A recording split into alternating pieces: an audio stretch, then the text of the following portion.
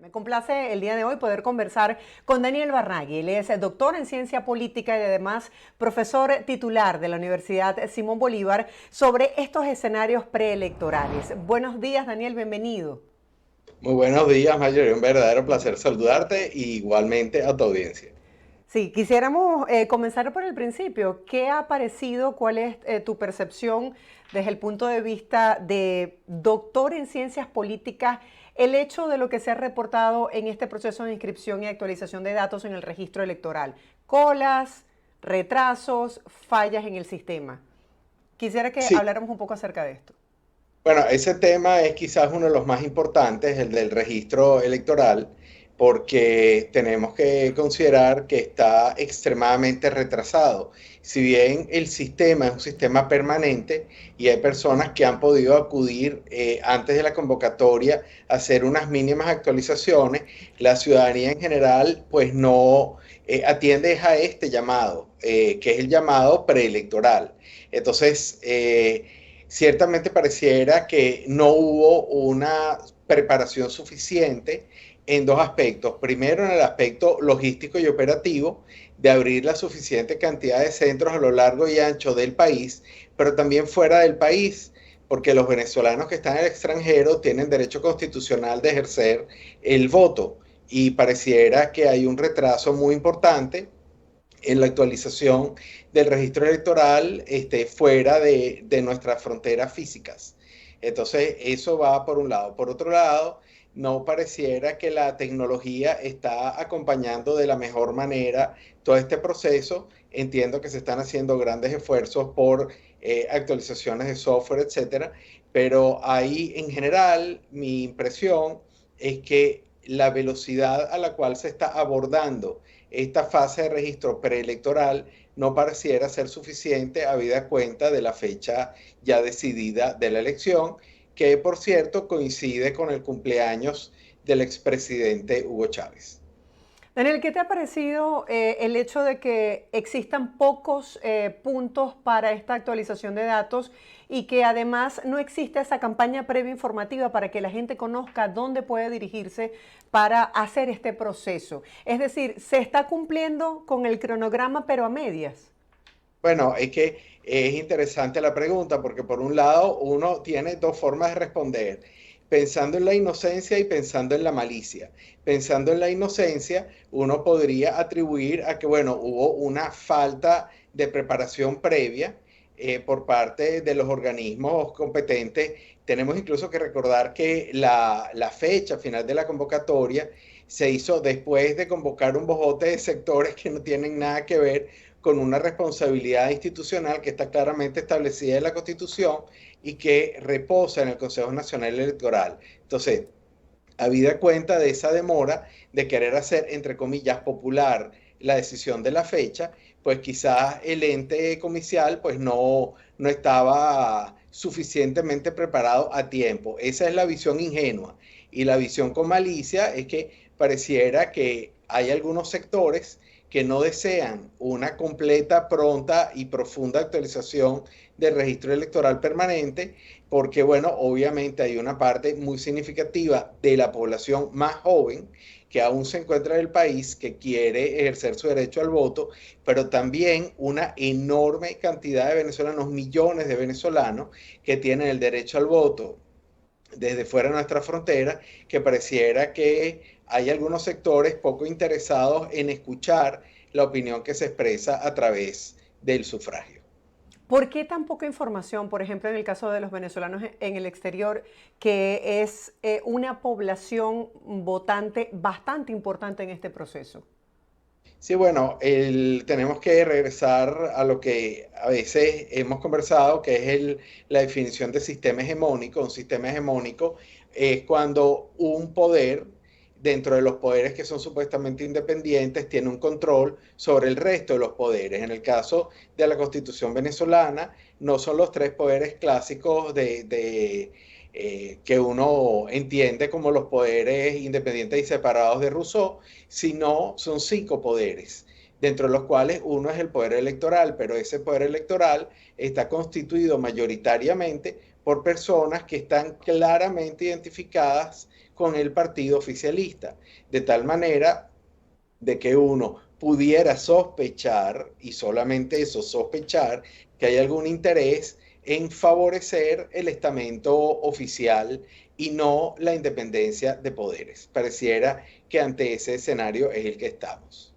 Hay mucha expectativa por parte de los electores sobre si se va a nombrar o no un candidato sustituto. En este sentido, ¿qué te ha parecido la narrativa, la estrategia comunicacional utilizada en el discurso de María Corina Machado? Sí, bueno, otra vez tenemos que hablar, y eso es muy importante porque es el punto de las instituciones y qué significa dentro de la teoría general del derecho y del Estado el concepto de institucionalidad. Ella apela a el discurso institucional ético, es decir, ella dice, bueno, se pasó por un proceso abierto de primarias donde cualquier aspirante, precandidato que quería participar en la contienda electoral se podía inscribir, de ahí y de ese resultado salía un candidato que no solamente era el candidato que unificaba la posición contraria al oficialismo, sino además se erigía en el nuevo líder de la oposición civil venezolana. Entonces, el resultado de la primaria lo conocemos todos y además fue un resultado abrumador porque tuvo una participación muy importante de la ciudadanía, pero ella ganó pues con un porcentaje también muy importante. Entonces, bueno, se parte de la premisa que si hay una institucionalidad y la institucionalidad está vigente, como por ejemplo lo que significa hacer unas primarias y acatar sus resultados, bueno, entonces ella tiene que obedecer ese mandato, ir con la representación de la oposición a las elecciones presidenciales. Si esto no ocurriese, entonces pareciera que la contraparte es quien realmente le da poco crédito o poco beneficio al concepto de la institucionalidad. Y entonces se generaría una elección que no solo no sería completamente transparente, porque hay que recordar que para estar inhabilitado hay que tener una sentencia en firme en el Tribunal Supremo de Justicia que no existe, pero que además realmente le resta oportunidades a personas de pensamiento disidente al oficialismo. Entonces, bueno, ella lo que está haciendo es siendo coherente, siendo consistente con el concepto de, digamos, de la proclama del significado de las instituciones para recuperar el estamento de la independencia de poderes y también con lo que ella considera que es un mandato ético que la población le dio a ella a través de las primarias. Entiendo, pero de llegar el momento, se acaba el tiempo, y si llega el momento y María Corina Machado se da cuenta que no le permiten inscribirse, ¿a quién crees tú que pudiese nombrar como un candidato sustituto que vaya en coherencia con sus ideales?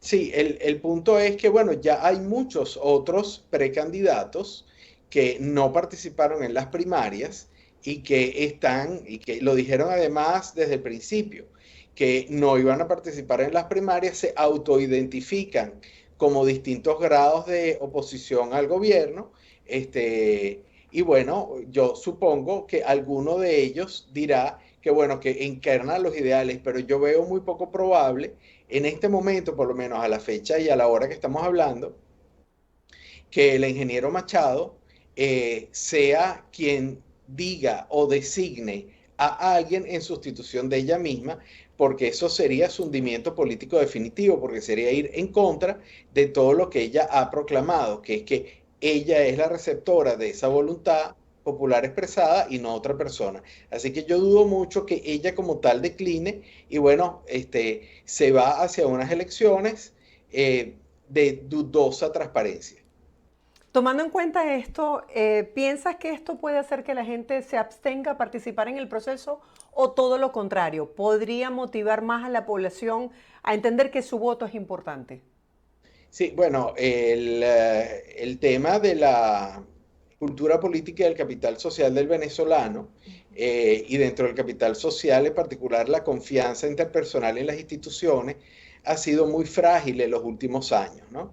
Ella está encima de una ola, de una cresta, de una ola de confianza hacia ella, y si ella no participa en esas elecciones, lo más probable es que se dispare enormemente la abstención porque la ciudadanía se sentiría traicionada no por ella, sino se sentiría traicionada por un sistema que no permite la expresión de la diversidad ideológica y de modelos políticos y económicos ante una elección presidencial. Entonces la gente se sentiría profundamente defraudada.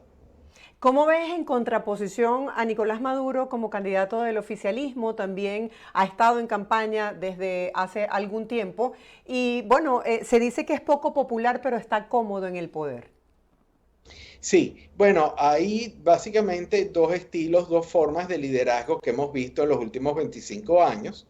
Uno es el liderazgo mesiánico de Hugo Chávez Frías, que justamente era un liderazgo carismático, inspiracional, etcétera. Y está el liderazgo que se llama efectivo y efectista no carismático, que es el caso del presidente Maduro, que es efectivo para permanecer en el poder.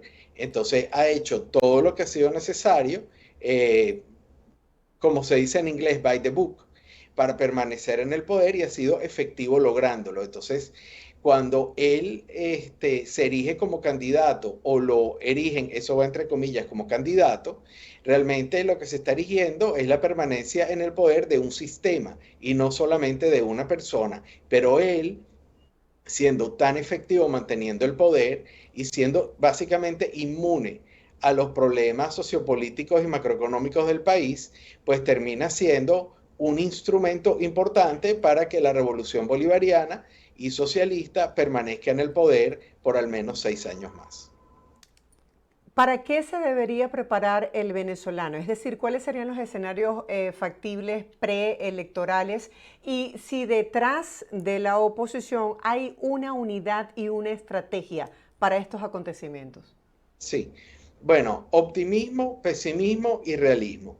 En el optimismo, uno entiende que la ingeniero María Corina Machado, que cuenta con una aceptación popular gigantesca, además es avalada por una buena parte del Concierto de las Naciones, que buscan en Venezuela unas elecciones transparentes y creíbles, va a lograr de alguna manera inscribir su candidatura ella misma, intuito persone, es decir, a su nombre, en el Consejo Nacional Electoral y vamos a ir a unas elecciones con dos candidatos principales, uno por el oficialismo, uno por la oposición. Esa es la posición optimista. La posición pesimista es, bueno, el peor de los mundos, donde ella no puede inscribir ninguna candidatura, no se declina, digamos, esa confianza en un tercero o en un advenedizo o en alguien que momentáneamente va al turno al bate. Y entonces, bueno, hay una elección poco transparente que va a ser cuestionada también por el Concierto de Naciones, pero sobre todo por la población venezolana de dentro y fuera de Venezuela, y va a haber un aumento enorme, no solo de la abstención, sino de una absoluta desmoralización y desconfianza en el futuro del país. ¿Cuál es el realismo? Bueno, el realismo es que mientras nosotros estamos aquí conversando, probablemente están ocurriendo un conjunto de negociaciones de las cuales nosotros no tenemos acceso y que esas negociaciones van a cambiar el panorama en los próximos días. Mi esperanza es esa, es una esperanza cauta, es una esperanza moderada, pero yo no desconozco ese proceso que no es visible a los ojos de todos. Y ciertamente volveríamos al tema de las multioposiciones si no se logra inscribir la candidatura de María Corina. ¿Qué es las multioposiciones? Bueno, una enorme cantidad de pequeños líderes sin ninguna trascendencia en el futuro político del país, con grandes aspiraciones presidenciales, con un personalismo político que ha sido tradicional desde que se mide la cultura política en Venezuela, y estaríamos otra vez en una situación muy similar a la del 2019, con una gran desesperanza. Ahora, ¿estarían subestimando la capacidad de los electores? Porque yo considero que ya la gente sabe quiénes son. En un sistema civil y civilista, naturalmente, los electores deben decidir su futuro, pero yo no denominaría con esos términos descriptivos a este sistema que tenemos en el poder. Daniel, quisiera que habláramos un poco acerca de la posición del elector. Vemos preguntas que nos hacen de manera reiterada. Vamos hasta el final con María Corina Machado. Por ejemplo, Carlos Medina dice, no hay ingenuidad, todo fue planificado, con premeditación y alevosía. Y dice, vamos hasta el final con María Corina Machado. Es decir, la gente reconoce el liderazgo de María Corina Machado, pero también se siente el silencio y que, digamos, el elector está esperando directrices. ¿Qué consideras tú que debería estar haciendo en este momento la oposición que no se está haciendo? Sí, bueno, hay un error que uno pudiera pensar que está cometiendo, pero que en realidad creo que no lo está cometiendo, que es que en ocasiones anteriores, cuando ha habido otras personas encabezando la oposición, tienden a hablar más de la cuenta y tienden a revelar la estrategia. Y hay un dicho muy sabio que dice que uno es dueño de lo que calla y esclavo de lo que dice.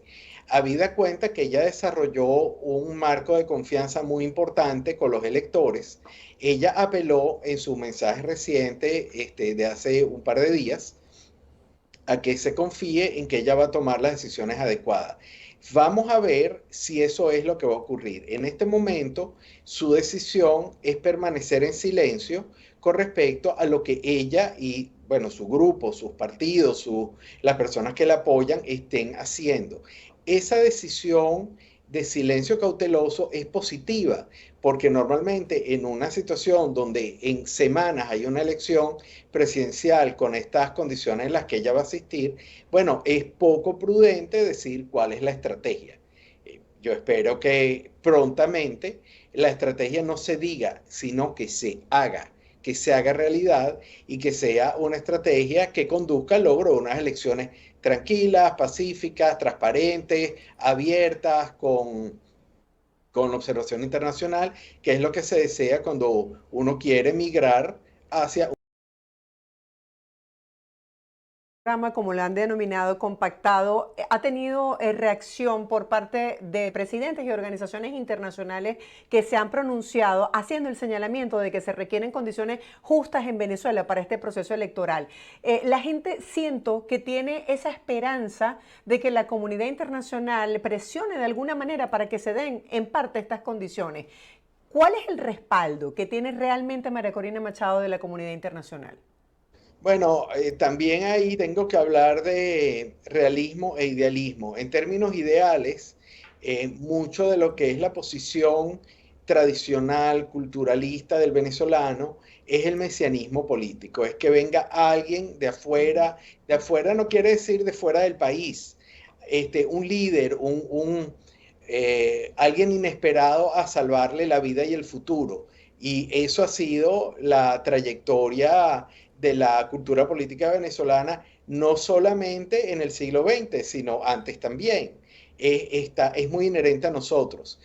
Entonces, bueno, en esa cultura venezolana sí se espera que la comunidad internacional venga, sea salvadora a través de un conjunto de medidas y de mecanismos, pero eso no necesariamente es lo que va a ocurrir. Y un ejemplo muy cercano lo vemos en Cuba, y en otros países, lo vemos en Nicaragua, donde todo está a la vista de todo el mundo, pero la comunidad internacional no hace nada porque, bueno, estamos en una época histórica donde lo que marca las relaciones son los intereses y no los ideales. Entonces, bueno, en eso es que estamos ahorita. Ojalá que en el caso venezolano, que es un país tan importante, no solo por su posición geográfica y todos sus recursos, sino porque, bueno, yo creo que esto es una lucha importante donde el socialismo es el que debe ser derrotado, el modelo es el que debe ser derrotado y que el mundo con la cultura occidental que cree en la democracia, bueno, fortalezca y apoye y ayude a las elecciones. Si eso va a ocurrir o no, va a ocurrir en términos ideales, no necesariamente en términos reales. Bajo estas condiciones, ¿cómo crees que se pueda dar el proceso de observación internacional? Bueno, va a ser un proceso selectivo muy, muy, muy reducido. Y eso siempre es lamentable porque hay quien termina perdiendo cuando los procesos internacionales son tan reducidos, es el ganador. Porque se tiende a pensar que, bueno, obviamente hay una manipulación de todo el sistema que no desea que se vea en otras latitudes.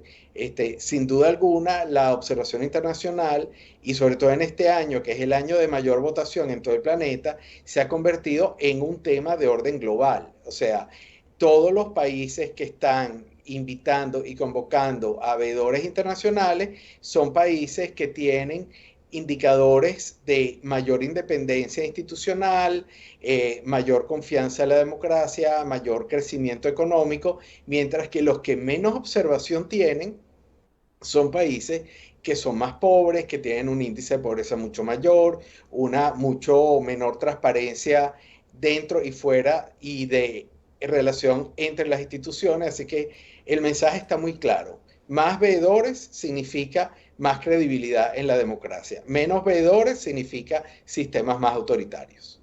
En esta etapa preelectoral, en este momento en el que estamos hoy día, ¿cuál consideras tú, Daniel, que son los principales desafíos que tiene la oposición y por el otro lado el pueblo venezolano? ¿Qué debe saber, para qué debe prepararse el elector? Bueno, hay una parte del elector que ya está preparado para un escenario dramático y negativo, que es el continuismo en el poder, ¿no?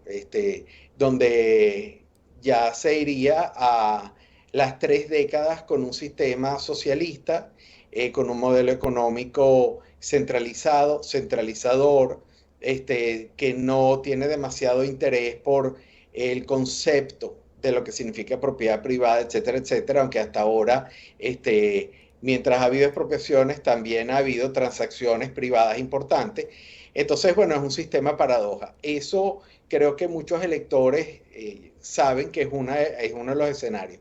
Pero obviamente, antes de una elección siempre hay un crecimiento de esperanza, de fe, de, bueno, vamos a ver si en esta oportunidad la pegamos como sociedad eligiendo al líder que elegimos o a la líder que elegimos, para que cambie los destinos del país. Entonces, bueno, se mezcla esa esperanza con una sensación de que, bueno, de hastío sobre un sistema que ya se quiere cambiar, pero que tiene todo el poder y que tiene todas las armas.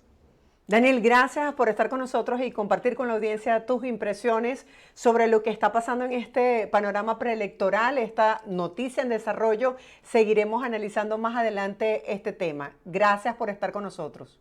Gracias a ti, Marjorie. Un verdadero placer saludar y que tengan un feliz día a todos. Feliz día. Era Daniel Barnaghi, él es doctor en ciencia política y además profesor titular de la Universidad Simón Bolívar, compartiendo el día de hoy su análisis sobre la situación electoral en Venezuela.